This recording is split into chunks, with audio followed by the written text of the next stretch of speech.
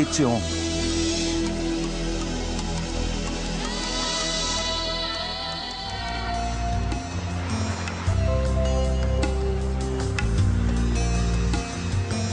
A lei é onipresente no mundo moderno.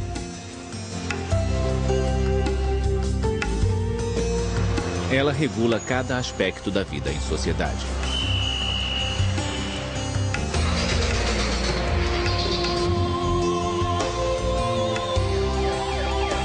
A lei. Distribuição sinapse.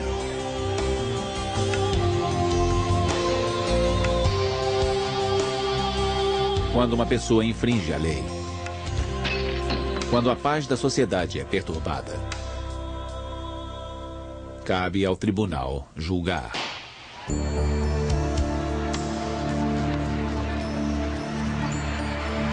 O direito ao voto, os direitos das minorias, o direito ao aborto.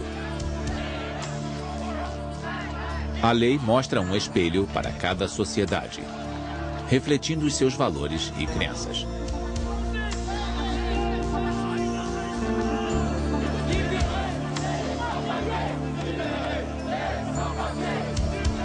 Por toda a história, as leis foram adaptadas para transformar a moral e novas práticas sociais.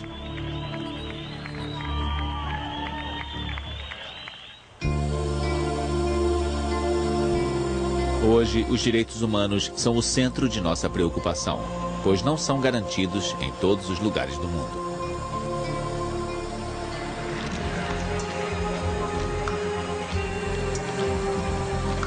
Fazer leis justas e imparciais sempre foi um difícil desafio para as sociedades humanas.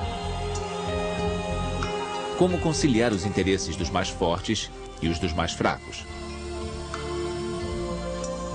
Os direitos da comunidade e os dos indivíduos.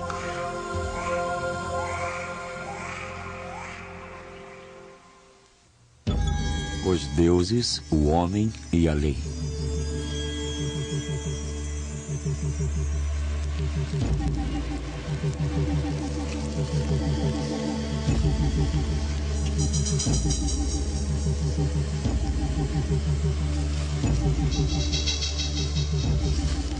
Assim que surgiu a vida comunal, os seres humanos sentiram a necessidade de criar leis para resolver disputas.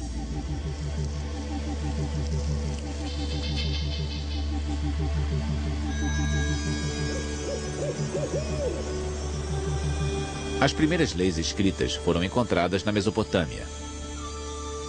O mais famoso código de leis remonta a 3.700 anos. Foi criado pelo rei Hammurabi, da Babilônia.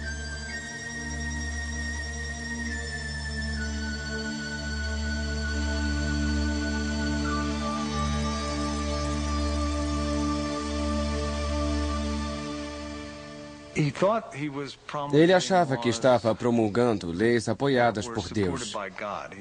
E diz isso no código. Mas as leis que ele promulgou eram provavelmente os costumes habituais do povo. Ele usa a autoridade real e a autoridade divina para escrever as leis comuns não escritas do povo.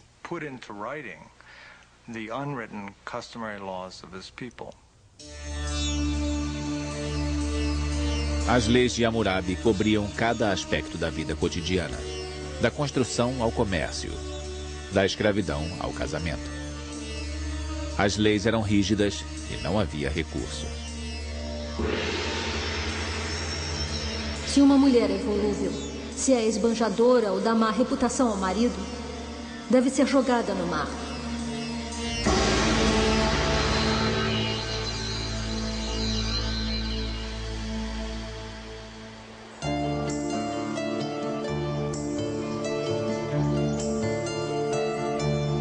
Os gregos foram os primeiros a permitir que os acusados se defendessem perante seus iguais.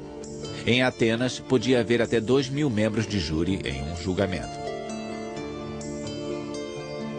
O tempo destinado às considerações dos advogados era determinado por uma clepsidra, um relógio de água que funcionava pelo mesmo princípio da ampulheta. Os melhores oradores desenvolveram a arte de terminar seu discurso junto com as últimas gotas de água do recipiente.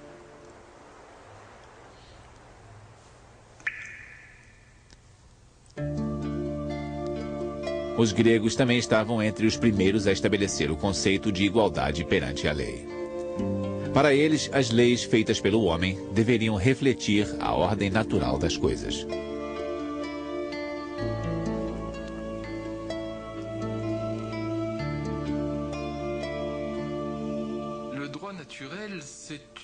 Acho que a lei natural foi um estágio importante no desenvolvimento do pensamento jurídico. A lei natural foi considerada inicialmente como originária dos deuses. Mais tarde, tornou-se mais secular. Por fim, surgiu a ideia que viria a apoiar a nossa visão dos direitos humanos. A de que há, basicamente, princípios jurídicos gerais que se aplicam a todos os homens, não importando quem sejam. Quanto à ideia de igualdade entre homens e mulheres, entre jovens e velhos, acho que é uma transposição dos nossos ideais a um tempo em que tal questão nem surgia. Não se pensava nesses termos. Em Atenas, apenas cidadãos livres tinham direitos. Mulheres, crianças e escravos estavam sujeitos à autoridade do homem da casa.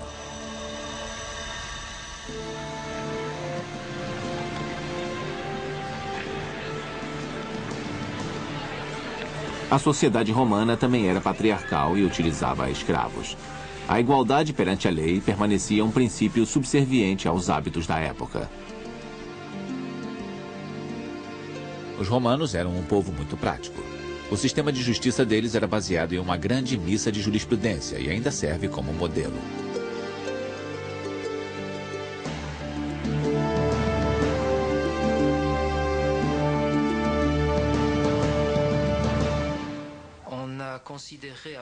Na Europa, na Idade Média e nos tempos modernos, a lei romana era considerada tão flexível e inteligente que era um ratio scripta, ou razão escrita. A genialidade de Roma está no espírito das leis, porque conseguiu desenvolver um sistema legal flexível, eficiente e perfeitamente adaptado à sociedade que pretendia regular. No curso da história, os romanos criaram milhares de leis. O vendedor deve conhecer seu produto e relatar claramente qualquer defeito latente. Se não o fizer, ele é considerado culpado e nenhuma evidência de má-fé será exigida.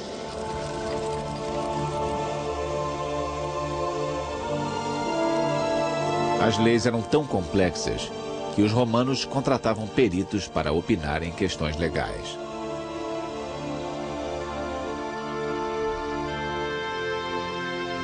Como nos tribunais modernos, os magistrados ouviam os argumentos de defesa e acusação.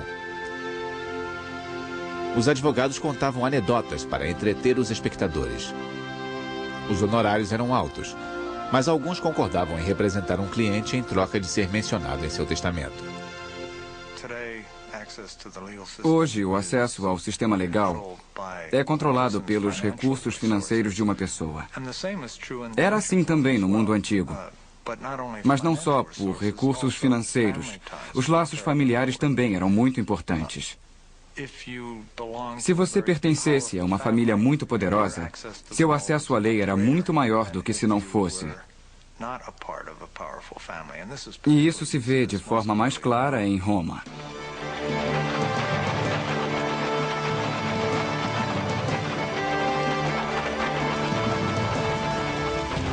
No século V, o Império Romano caiu sob ataque dos bárbaros que pilharam, demoliram e queimaram tudo em seu caminho.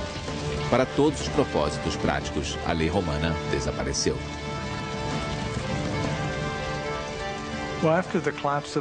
Bom, depois da queda do Império Romano, no oeste do Mediterrâneo, a lei bárbara germânica entra em vigor. De muitas formas foi um passo para trás. Os alemães não usavam as formas de prova, as leis escritas de evidência, o procedimento sofisticado dos romanos. Eles usavam o ordalho. E foi assim que ele entrou em vigor na Europa até o século XIII.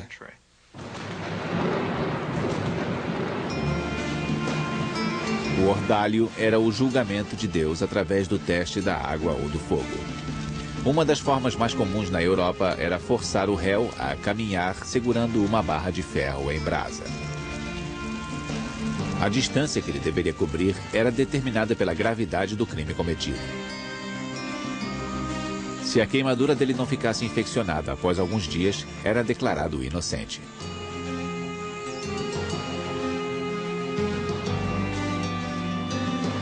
Na Idade Média, a lei do senhorio, baseada nos costumes germânicos, existia paralelamente à lei cânone administrada pela Igreja.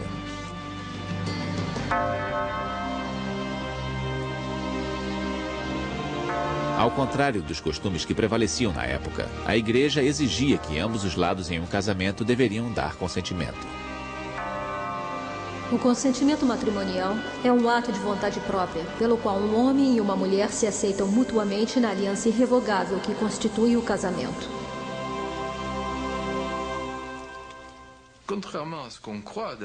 Ao contrário da crença popular, talvez por nossa ideia de igreja medieval e inquisição ser influenciada por filmes, o homem comum ficaria muito melhor se recorresse ao tribunal clérigo do que ao secular, porque a igreja tinha normas muito mais justas do que os senhores, que viam a maior parte de suas atividades legais como um meio de extorquir dinheiro do homem comum.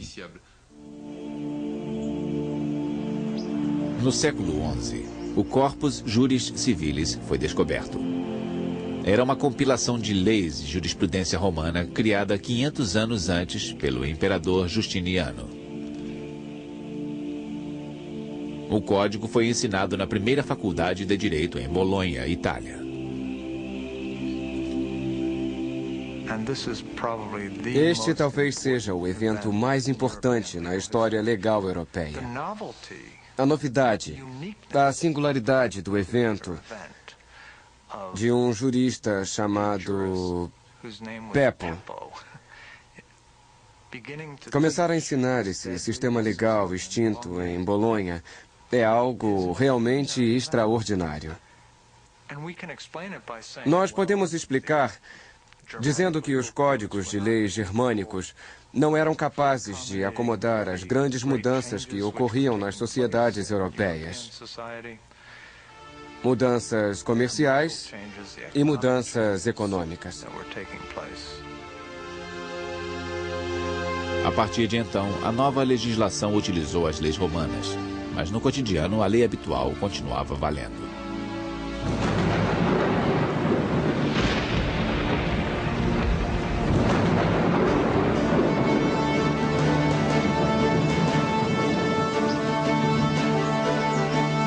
Segundo o costume, o rei deveria fornecer terras para seus vassalos ou barões e protegê-los em troca de seu serviço militar.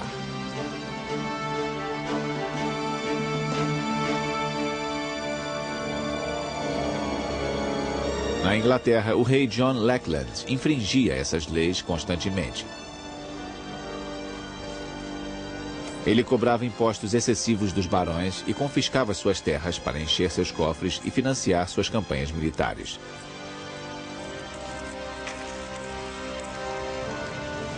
Os abusos do rei John levaram os barões ingleses a se revoltar.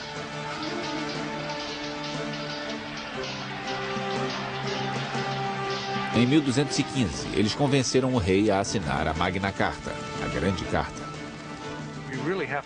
Devemos pensar na Magna Carta como uma carta de direitos para os barões ingleses. Algumas medidas tocavam na questão dos direitos dos moradores da cidade.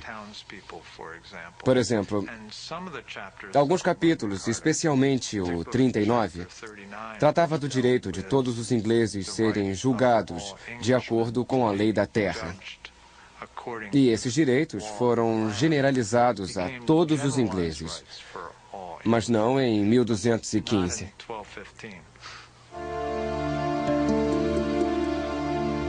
Nenhum homem livre deverá ser detido ou preso, a menos que tenha sido julgado fielmente por seus iguais, segundo a lei da terra. Apesar de sua aplicação limitada, o acordo entre o rei John e seus barões é geralmente citado como a primeira carta de direitos humanos.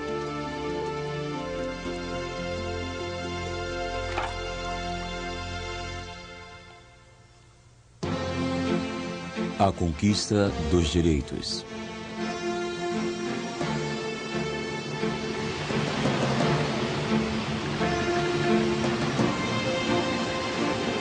A lei sempre foi uma ferramenta poderosa para as classes dominantes. Ao descobrir a América, os conquistadores impuseram suas leis aos povos nativos. A primeira pergunta feita sobre os selvagens, como eram chamados, foi: eles são mesmo humanos? Se você pensar como uma pessoa daquela época, é uma pergunta legítima. Os primeiros nativos com quem Colombo teve contato não usavam roupas, eram canibais e faziam sacrifícios humanos. Isso deu muito o que falar. De fato, a Igreja respondeu rapidamente. Pouco tempo depois, em 1530, o Papa declarou: Sunt vero hominis, ou são seres humanos de verdade.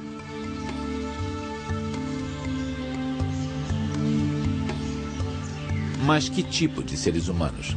Em que categoria se encaixavam?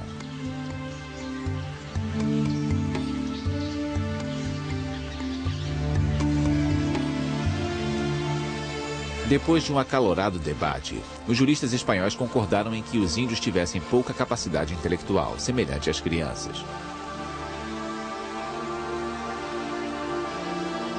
Logo, era justificável guiá-los e dominá-los. Populações inteiras foram obrigadas a trabalhar nas minas de ouro e prata da América. Com a colonização do Novo Mundo em andamento, a escravidão se alastrou.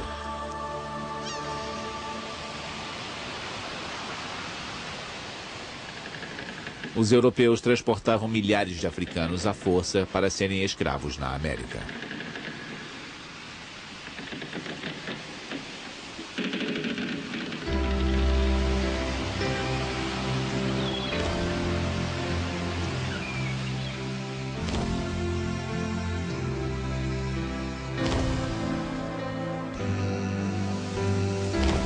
No final do século XVIII, os colonizadores britânicos da América do Norte eram os maiores importadores de escravos.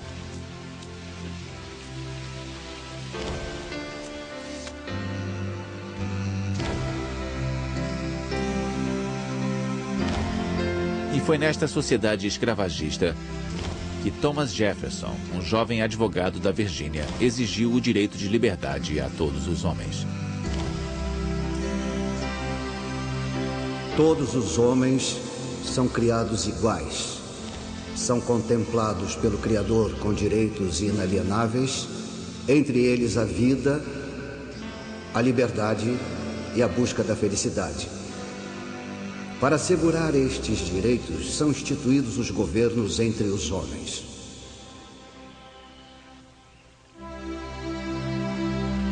Estes direitos inalienáveis foram estabelecidos na Declaração de Independência dos Estados Unidos da América em 1776.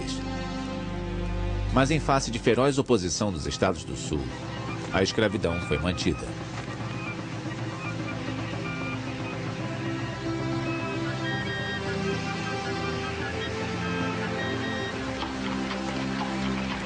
Baseada na Declaração Americana, a Declaração Francesa de Direitos Humanos e Civis foi adotada em 1789, no auge da Revolução.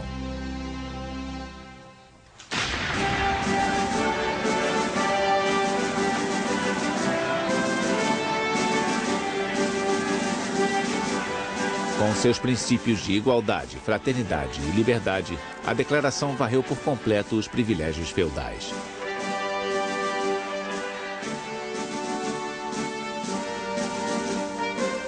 Liberdade de expressão e pensamento é um dos direitos mais preciosos da humanidade. Logo, todo cidadão pode falar, escrever e publicar livremente. A declaração não contou com a força da lei. Napoleão trabalhou pessoalmente no novo Código Civil francês. Era um inteligente compromisso entre a lei romana, os antigos costumes franceses e a lei revolucionária.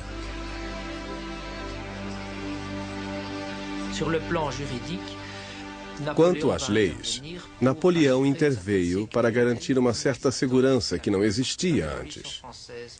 A Revolução Francesa deu fim à velha ordem sem instituir um sistema legal completo e claro. Isso criou um certo vácuo, um tipo de inseguridade legal que Napoleão tentou remediar com maiores codificações, em especial o Código Civil de 1804.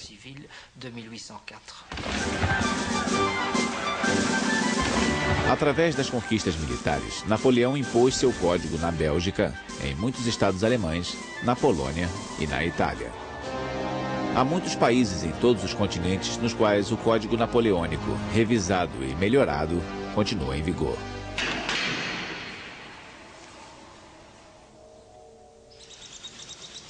Exilado em Santa Helena, o arruinado imperador escreveu em suas memórias: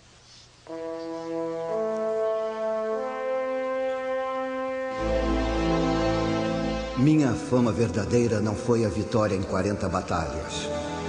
Waterloo vai apagar a lembrança de todas elas. O que jamais será apagado e viverá para sempre será o meu Código Civil. Embora o código represente um avanço, ele reinstaurou os poderes do chefe da casa, incluindo o direito de mandar prender uma esposa ou um filho desobedientes. Também restabeleceu a escravidão, que os revolucionários haviam abolido.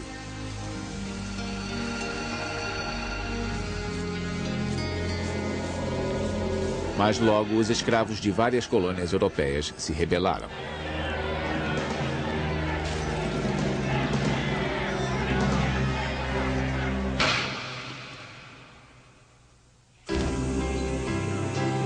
Em 1833, a Grã-Bretanha foi a primeira a abolir o comércio de escravos.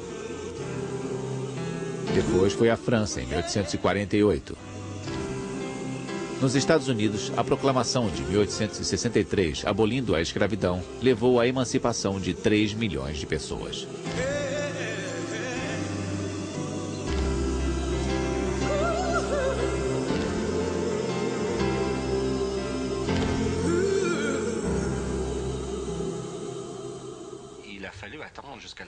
Só na Guerra de Secessão dos Estados Unidos, a Constituição americana recebeu emenda para dar fim à escravidão.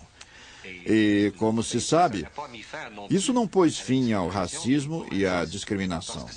Levou mais um século para que os grandes empecilhos à igualdade entre negros e brancos fossem eliminados, pelo menos formalmente, nas leis americanas.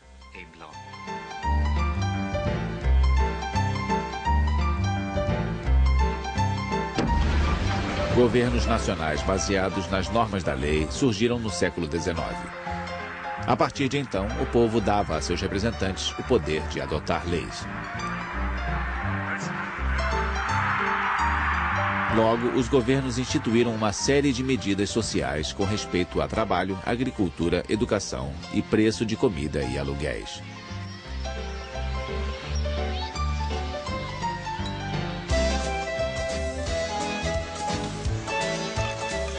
Em 1919, para combater o vício, uma emenda é acrescentada à Constituição americana.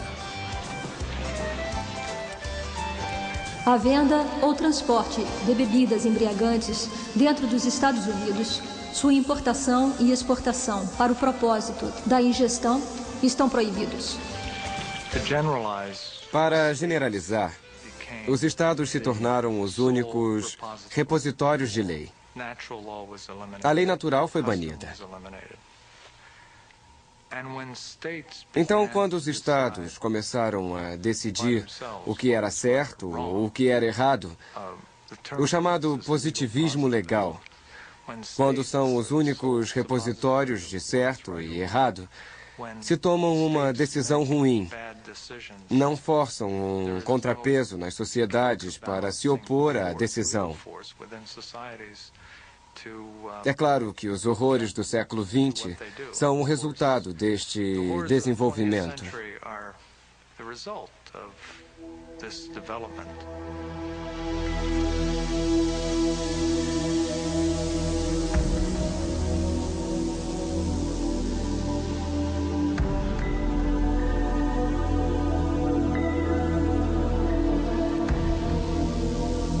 No final da Segunda Guerra Mundial, a descoberta dos crimes cometidos pelos nazistas lançou uma luz na importância dos direitos humanos.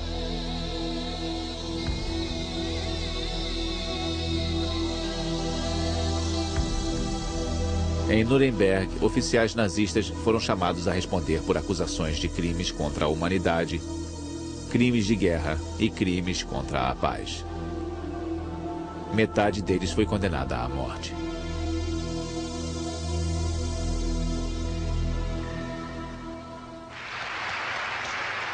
A Organização das Nações Unidas quis evitar que tais horrores se repetissem. Esta Declaração Universal dos Direitos Humanos pode se tornar a Magna Carta de qualquer lugar. Contra les atrocités et les oppressions dont tant de millions d'êtres humains ont été victimes à travers les siècles. Em 1948, a primeira Declaração Internacional dos Direitos Humanos foi adotada. A favor da adoção da Carta, 48. Contra a sua adoção, 0. Abstenção, 8.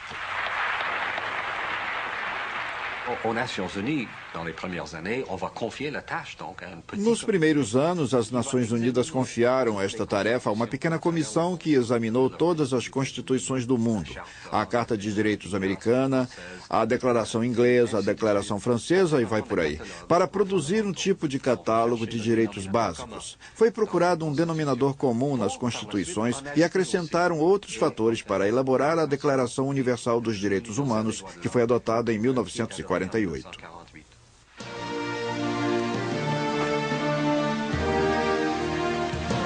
Na época, o mundo estava lutando com o sofrimento da Guerra Fria. A União Soviética se recusava a reconhecer um pacto que ressaltasse a liberdade de expressão ou o direito ao voto e ignorava as desigualdades sociais e econômicas.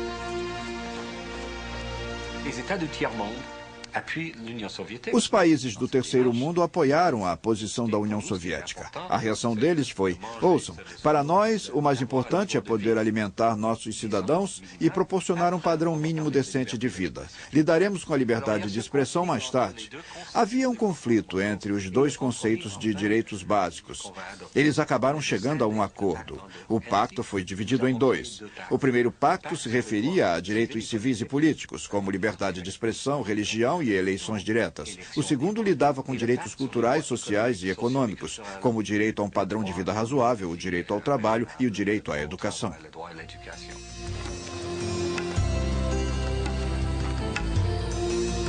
A declaração foi adotada por 48 países e permanece uma resolução sem força legal.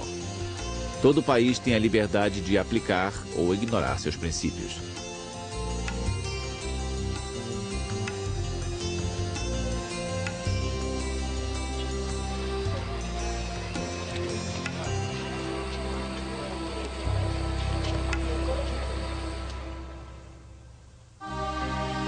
Direitos no mundo todo.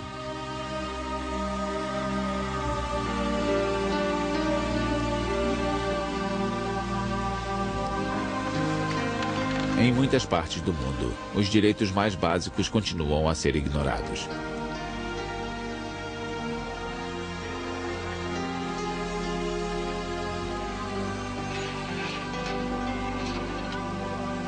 A liberdade de expressão ou o direito ao voto parece um luxo inatingível para as pessoas que lutam diariamente pela sobrevivência.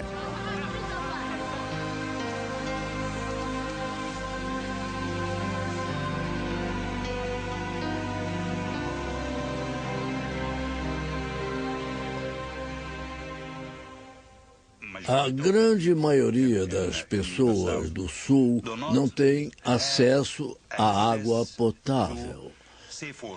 20% da população das cidades do Egito não tem acesso à água potável. Em alguns países africanos, somente 10% dos habitantes têm acesso à água potável, água para beber, para se lavar, para cozinhar e coisas do tipo. Você deve saber o que significa. É uma catástrofe, pois a falta de água potável significa imediatamente contaminação e doenças. Muitos seres humanos não têm a certeza de que terão um teto sobre a cabeça, alimento suficiente e acesso à educação.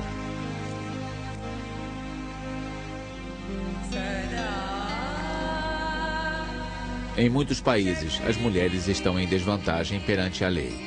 Ficam sob a guarda do pai, do marido ou dos irmãos e não podem tomar decisões sem o consentimento deles. Esta é minha filha. Milhares de pessoas desaparecem, são presas ou torturadas por razões políticas.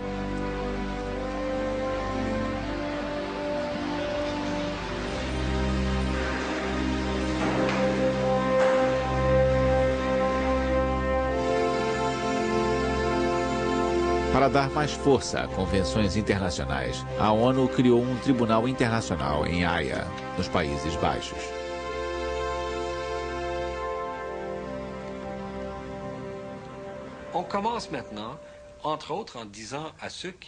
Entre outras coisas, estamos começando a dizer a quem viola os direitos humanos que poderá ser responsabilizado por isso.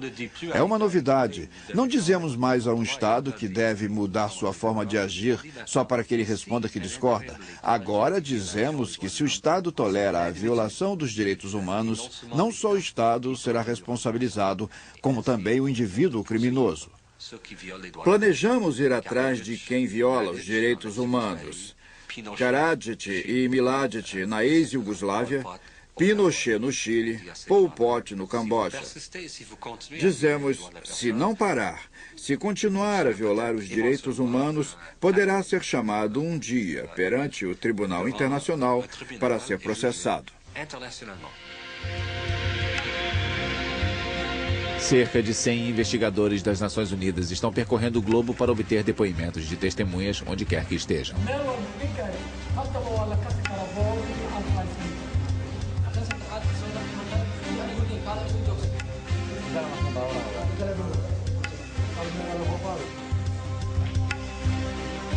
Em Ruanda, muitos dos responsáveis pelo genocídio, que fez 500 mil de vítimas, foram julgados pelo Tribunal Internacional. Em 1998, o ex-primeiro-ministro Jean Kambanda foi condenado à prisão perpétua.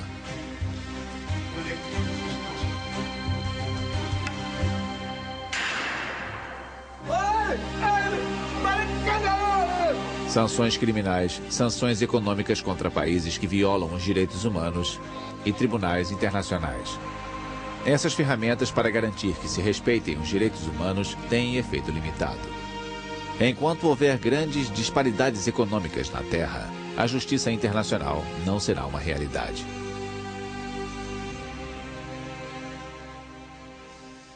É preciso aumentar o padrão de vida ou as condições de vida no resto do mundo.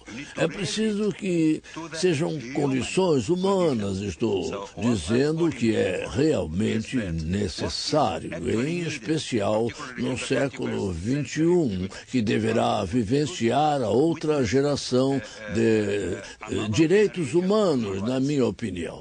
Esta nova geração de direitos humanos será o direito de ser um ser humano.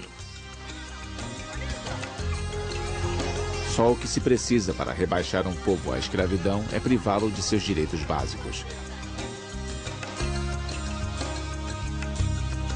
Agora, no século XXI, espera-se que o mundo reconheça o direito de todas as pessoas terem condições de vida decentes e serem tratadas como seres humanos.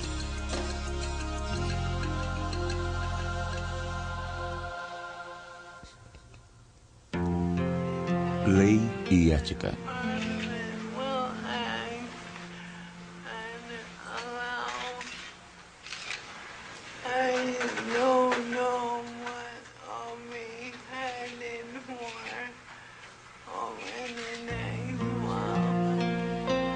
A canadense Sue Rodrigues sofria do mal de Lou Gehrig.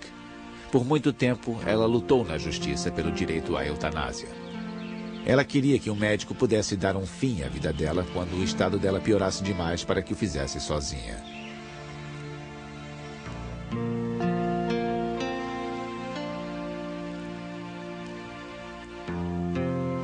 Até que em fevereiro de 1994, Sue Rodrigues não precisou mais da autorização legal.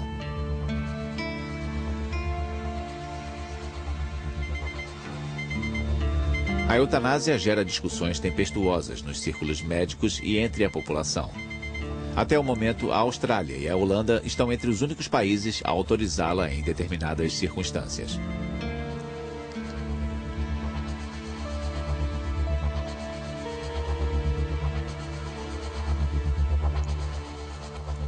Por que não é aceita?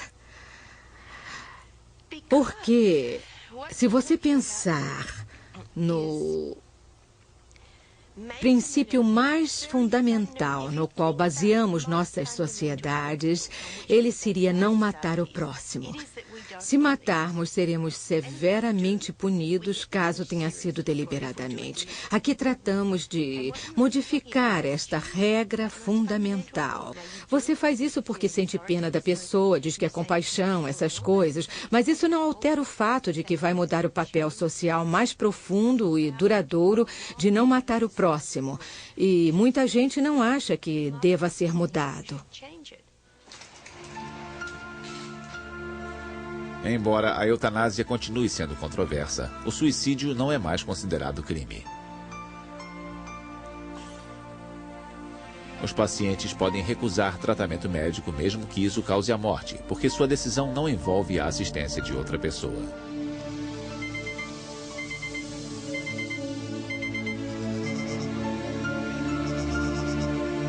Os direitos de cada um podem levantar questões éticas complicadas.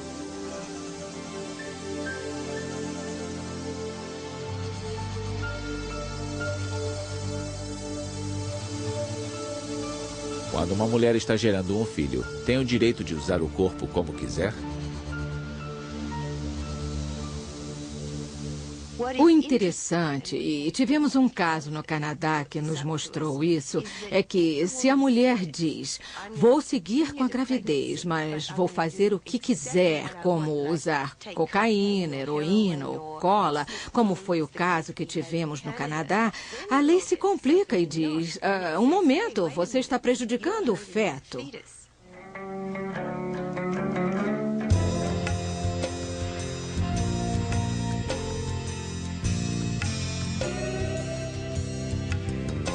Em um mundo de valores, práticas e condições sociais que mudam rapidamente, a lei não pode mais definir sozinha o que é aceitável ou não.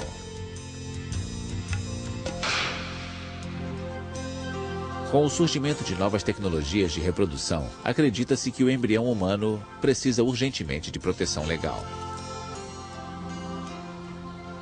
Há quem ache moralmente errado produzir embriões sobressalentes. O motivo para que existam é a possibilidade de congelá-los a 243 graus negativos em nitrogênio líquido e mantê-los durante muito tempo. Houve até casos de divórcio em que os casais pensaram no que fazer com os embriões. É tipo, quem fica com o cachorro, quem fica com as crianças, quem fica com os embriões. Graças a novas tecnologias, é possível não só congelar embriões, como também implantá-los em mães de aluguel ou usá-los em pesquisas.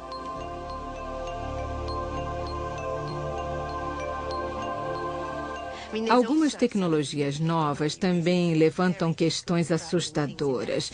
Por exemplo, as pessoas já falam em desativar certas células do embrião. Houve um debate na televisão que perguntou, e se pudéssemos desativar as células que fazem a cabeça do embrião? Ficaríamos só com o corpo, ou teríamos todos os órgãos e poderíamos usá-los para transplantes? Pode parecer extraordinário, mas conseguiram fazer isso com sapos, com girinos. Fizeram girinos sem cabeça. Ainda não acabaram os desafios enfrentados por legisladores como resultado de avanços científicos. Hoje, a clonagem de animais é uma realidade. Em 1997, o nascimento da ovelha Dolly mexeu com a comunidade científica. Desde então, o fato foi repetido várias vezes. Parece não haver problema técnico sério que nos impeça de clonar um ser humano. Porque acho que não devemos fazer clonagem. Acho que nós devemos ter o mais profundo respeito pela vida humana e sua singularidade inerente, dentro da qual eu incluo gêmeos idênticos, trigêmeos idênticos. E também devemos ter um profundo respeito pelo que chamo de espírito humano, que nada tem a ver necessariamente com a religião. Para algumas pessoas tem relação, mas você pode ser totalmente secular e acreditar no espírito humano. Nas nossas sociedades, fica a critério dos tribunais julgar. Mas os juízes confrontam fatores sociais e políticos complicados.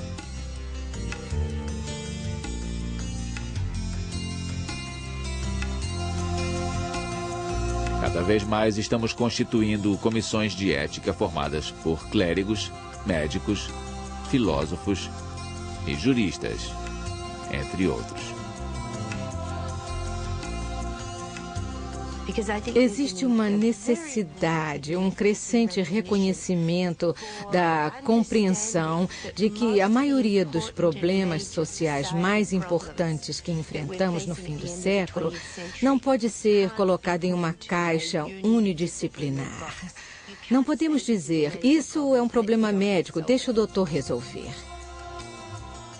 Acho que a ética deve vir primeiro e a ética deve informar a lei.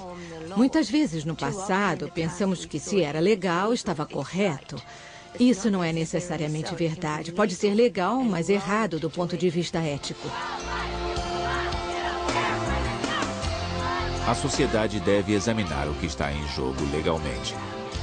Médicos que podem usar a tecnologia para prolongar a vida não estão mais dispostos a fazer a escolha sozinhos entre a obrigação de tratar um paciente e o direito do paciente de morrer com dignidade.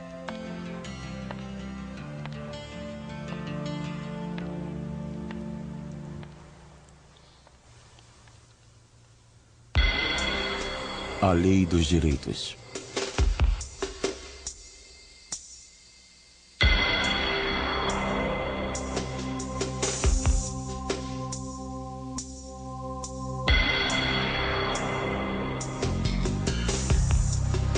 A lei se tornou toda poderosa no mundo moderno. Só nos Estados Unidos, 90 milhões de casos são levados à corte anualmente.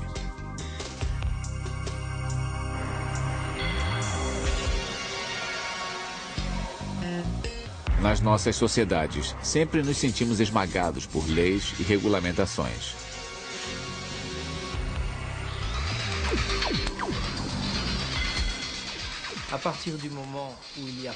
Sempre que há muitas leis e regulamentações, torna-se difícil controlar a ordem judicial.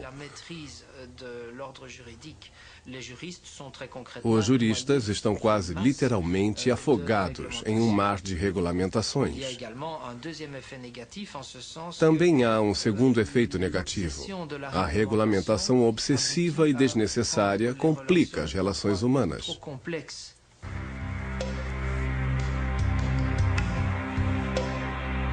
Particularmente na América do Norte, os cidadãos se condicionaram a recorrer aos tribunais para resolver todo tipo de disputas.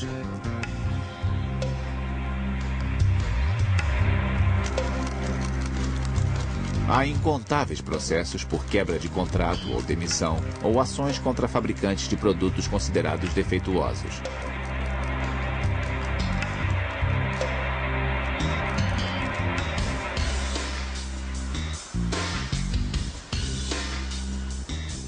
Nas escolas, cada vez mais alunos usam seus direitos para desafiar a autoridade dos professores.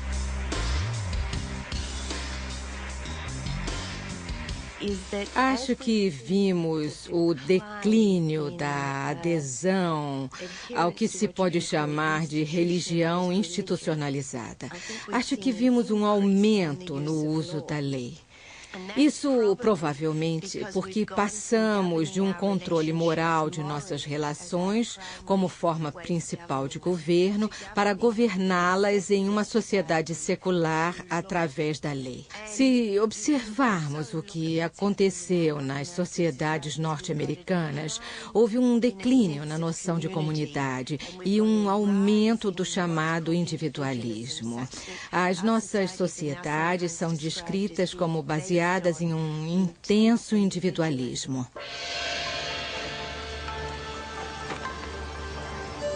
Na China, o homem realmente civilizado resolve suas brigas fora do tribunal. Nessa sociedade, a obediência e o respeito pela autoridade sempre relegaram os códigos de lei a uma posição secundária.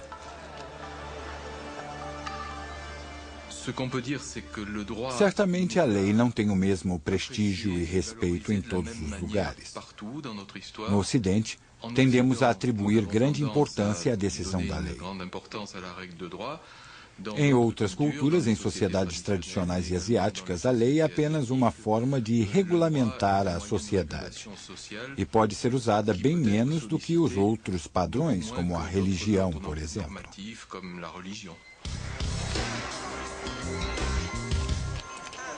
No entanto, a falta das leis escritas pode ser perigosa. Pode levar a abusos de poder.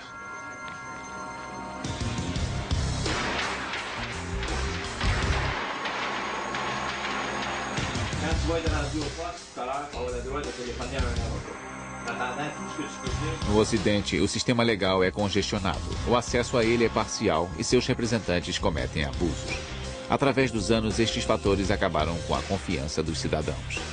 Nós do júri declaramos o réu Warrenton James Simpson inocente da acusação de homicídio.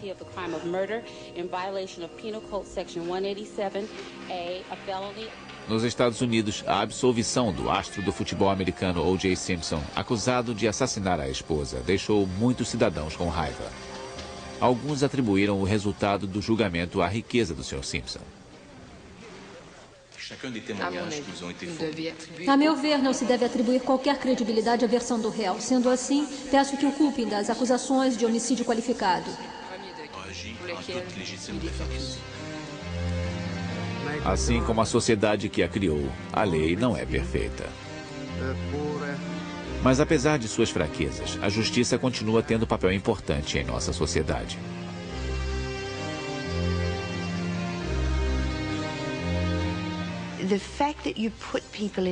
O fato de colocar pessoas em um tribunal e ter um ambiente austero com os advogados de toga e a presença de um juiz usando procedimentos formais não é só pela tradição.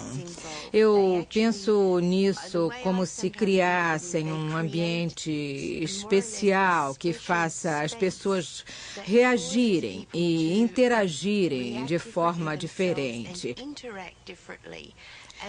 Isso foi experimentado e testado por um longo período da história e devemos ser muito cautelosos ao dizer que não tem mais serventia.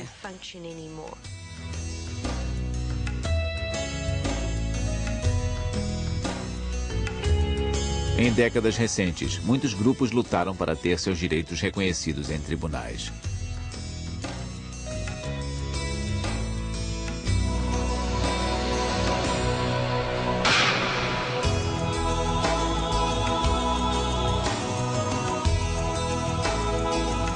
O sonho de um sistema legal justo e imparcial, sem dúvida, permanecerá por muito tempo. Só podemos torcer para que o equilíbrio da justiça continue sendo um ideal nas sociedades futuras.